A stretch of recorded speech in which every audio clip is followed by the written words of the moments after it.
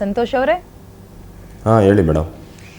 ಏನ್ ಹೇಳ್ಬೇಕನ್ನಿಸ್ತಾ ಇದೆ ನಿಮ್ಗೆ? ಈಗ ನಾಳೆ ದಿನ ಗಂಡು ಮಕ್ಳು ಮಾತಾಡೋದನ್ನ ಕೇಳಿದೀವಿ. ಈಗ ಲೀಲಾ ಅವ್ರು ಹೇಳ್ತಾರೆ, ನನ್ ಗಂಡ ಮಂಜುನಾಥ್ ಅವರು ಮೊದಲನೇ ಗಂಡನ್ನ ಕೆದಕಿ ನನಗೆ ಆಡ್ಕೊಳ್ತಾ ಇದ್ರು, ಹೀಯಾಳಿಸ್ತಾ ಇದ್ರು. ಆ ಮಾತು ಸಂತೋಷ್ ಅವ್ರ ಆಡಲ್ಲ ಅನ್ನೋದಕ್ಕೆ ಏನ್ ಗ್ಯಾರಂಟಿ?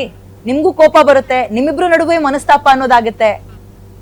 ನೀವು ದುಡಿತಾ ಇರ್ತೀರಿ ಮೈ ಬಗ್ಸಿ, ನನ್ನ ಒಬ್ಬನ್ ಮಗನ್ ನೋಡ್ಕೊಳ್ಳ ಅಥವಾ ಇವಳು ನಂಬ್ಕೊಂಡಿದ್ದಕ್ಕೆ 3 ಜನ ಮಕ್ಳು ನನ್ನ ಮನೆಗೆ ಬಂದ್ ಸೇರ್ಕೊಂಡ್ರಲ್ಲ ಅವ್ರನ್ನ ನೋಡ್ಕೊಳ್ಳ ಅನ್ನೋ ಪ್ರಶ್ನೆಗಳು ನಿಮಗ್ ಬರುತ್ತೆ.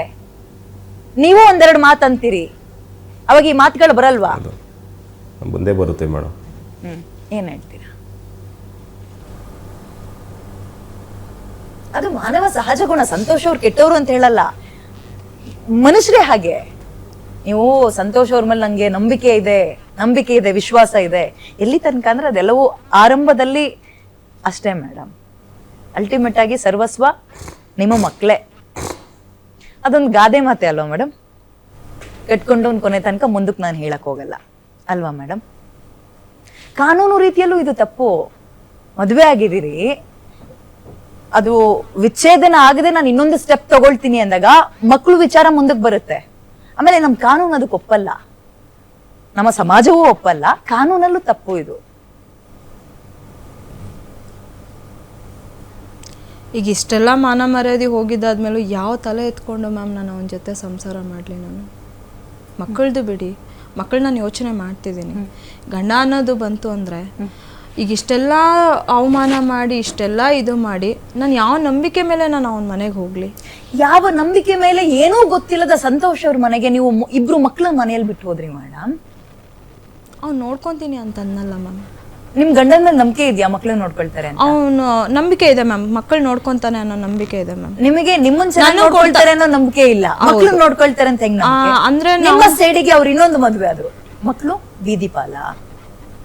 ಅವ್ನ್ ಮದ್ವೆನೇ ಆಗಲ್ಲ ಅಂತ ಹೇಳಿದ. ಅದೇ ನೀವ್ ಈಗ ಒಬ್ಬ ಹೆಣ್ಮಗ್ಳಾಗ್ಲಿ ತಾಯಿತನದ ಜವಾಬ್ದಾರಿಯನ್ನ ಮರ್ತು ಒಂದು ಸ್ಟೆಪ್ ಮುಂದಕ್ಕಿಟ್ಟು ನಾನು ಇನ್ನೊಬ್ರ ಜೊತೆಗೆ ಸಂಸಾರ ಮಾಡಕ್ಕೆ ನಾನ್ ರೆಡಿ ಇದ್ದೀನಿ ಅಂತ ಒಬ್ಬ ಹೆಣ್ಮಗ್ಳಾಗಿ ನೀವ್ ಹೇಳ್ಬೇಕಾದ್ರೆ, ಹೊರಗಡೆ ಹೋಗಿ ದುಡಿಯೋ ಗಂಡ್ಸು ನಾನ್ ಯಾಕೆ ಆಗ್ಬಾರ್ದು ಅಂತ ಆ ಪ್ರತಿಷ್ಠೆ ಅವ್ರಿಗೆ ಬಂದ್ ಬಿಟ್ರೆ, ಆ ರೀತಿಯ ತಲೆಗೆ ಯೋಚನೆ ಹೋದ್ರೆ ಏನ್ ಮಾಡ್ತೀರಾ ಮಕ್ಳು ವಿಚಾರದಲ್ಲಿ? ಅದಕ್ಕೆ ಮ್ಯಾಮ್ ನಾನು ಹೇಳ್ತಾ ಇದ್ದೀನಿ, ಗಂಡ ಕುಡ್ತಾನೋ ಸುಳ್ಳಾನೋ ಕುಡಿತಾನೋ ಹೊಡಿತಾನೋ ಬಡಿತಾನೋ ಅವನ ಜೊತೆ ಇರ್ತೀನೋ ಬಿಡ್ತೀನೋ ಅನ್ನೋದಕ್ಕಿಂತ ನನ್ನ ಮಕ್ಳು ಸರ್ವಸ್ವ ಅನ್ನೋ ಮಾತನ್ನ ಹೇಳದೆ ಅಮ್ಮ ತಾಯಿ ಅಲ್ವಾ? ನೀವು ಅವ್ರಿಗೋಸ್ಕರ ಅವ್ರ ಮೇಲಿರೋ ಕೋಪಕ್ಕೋಸ್ಕರ ಮಕ್ಳನ್ನ ಬಿಡ್ತೀನಿ ಅಂದ್ರೆ ಮೇಡಮ್, ಮಕ್ಕಳನ್ನ ಬಿಡ್ತೀನಿ ಅಂತ ಹೇಳ್ತಾ ಇಲ್ವಾ? ಮತ್ ಏನ್ ಮಾಡ್ತೀರಾ? ನನ್ ಮಕ್ಳು ನಾನು ಕರ್ಕೊಂತೀನಿ ಮ್ಯಾಮ್. ಯಾರ್ ಕಳಿಸ್ತಾರೆ? ಅವ್ರಿಗೆ ಬೇಕು. ಈಗ ನಿಮಗೆ ಹೆಂಗೆ ನಿಮ್ ಕರುಳು ಬಳ್ಳಿ ಬೇಕು, ಅವ್ರ ರಕ್ತ ಅವ್ರಿಗೆ ಬೇಕು ಮೇಡಮ್. ಇಟ್ಕೊಳ್ಳಿ ಮ್ಯಾಮ್ ಅವ್ರ ಮಕ್ಕಳನ್ನ. ಮತ್ತೆ ನಿಮಗ್ ಬೇಡವಾ? ಅವ್ನಿಗೆ ಬೇಕಂದ್ರೆ ಅವ್ನು ಇಟ್ಕೊಳ್ಳಿಲ್ಲ, ನನ್ನ ಇಲ್ಲ ಅವ್ನಿಗೆ ಸಾಕಕ್ ಯೋಗ್ಯತೆ ಇಲ್ಲ ಅಂದ್ರೆ ನಾನು. ನೀವು ಸಂತೋಷ್ ಅವರ ಮಗುವಿಗೆ ತಾಯಿ ಆಗ್ತೀನಿ ಅಂತ ಒಪ್ಕೊಂಡಿರುವಂತವ್ರು ನಿಮ್ಮ ಹೊಟ್ಟೆ ಒಳಗಿರೋ ಮಕ್ಕಳನ್ನ ದೂರಕ್ಕಿಟ್ಟು ಹೆಂಗೆ ನೆಮ್ಮದಿಯಾಗಿರಕ್ ಸಾಧ್ಯ? ಹೇಗೆ ರಾತ್ರಿಗಳನ್ನ ಕಳಿಯಕ್ ಸಾಧ್ಯ? ಕಣ್ಣು ತುಂಬಾ ನಿದ್ರೆ ಮಾಡಕ್ ಸಾಧ್ಯ? ಹೊಟ್ಟೆ ತುಂಬಾ ಊಟ ಮಾಡಕ್ ಸಾಧ್ಯ? ಊಟ ತಟ್ಟೆ ಕೈ ಹಾಕಿದ್ರೆ ಕಣ್ಣೀರ್ ಬರುತ್ತೆ ಮೇಡಮ್. ಹೌದು ಮ್ಯಾಮ್, ಕಣ್ಣೀರ್ ಬರುತ್ತೆ. ನನ್ನ ಮಕ್ಕಳನ್ನ ಬಿಟ್ಟಿರಕ್ ಆಗ್ತಿಲ್ಲ, ಅಷ್ಟು ನೋವಿದೆ ನನ್ಗೂನು.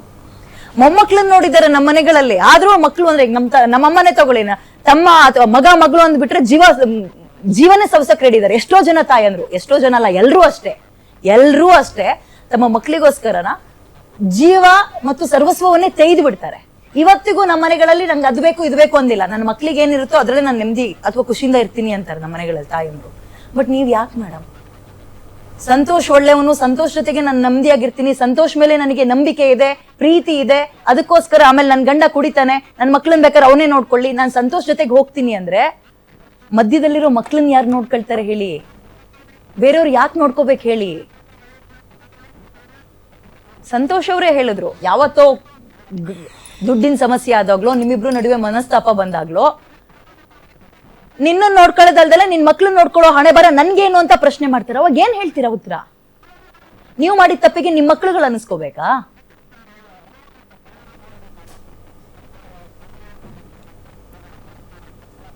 ನಿಮಗೆ ನಾನು ರೂಢಾಗಿ ಕೇಳ್ತಾ ಇಲ್ಲ, ಒಬ್ಬ ತಾಯಿ ಸ್ಥಾನದಲ್ಲಿ ನಿಂತ್ಕೊಂಡು ಮಕ್ಳ ಈಗ ಅದೊಂಥರ ಹೆಂಗಾಗ್ತಾ ಇದೆ ಅಂದ್ರೆ, ಒಂದ್ ಗಾದೆ ಮಾತಾ ಇದೆ ನೋಡಿ, 1 ಹಡ್ದವಳು 3 ಹಡ್ದವಳಿಗೆ ಹೇಳಕ್ ಬಂದ್ರಂತೆ, ಹಂಗೆ ಆಗ್ತಾ ಇದೆ ನನ್ಗೆ. ಅಂದ್ರೆ ನಾನು ಒಂದ್ ಮಗುನ್ ಮುಂದೆ ಇಟ್ಕೊಂಡು 3 ಜನ ಮಕ್ಳು ನಿಮ್ಗೆ, ನಾನು ನಿಮಗೆ ಬುದ್ಧಿವಾದ ಹೇಳೋ ಅಗತ್ಯ ಇಲ್ಲ, ಬಟ್ ಅಂತ ಪರಿಸ್ಥಿತಿ ನೀವು ತಂದ್ಕೊಳ್ತಾ ಇದೀರಿ ಅಂತ.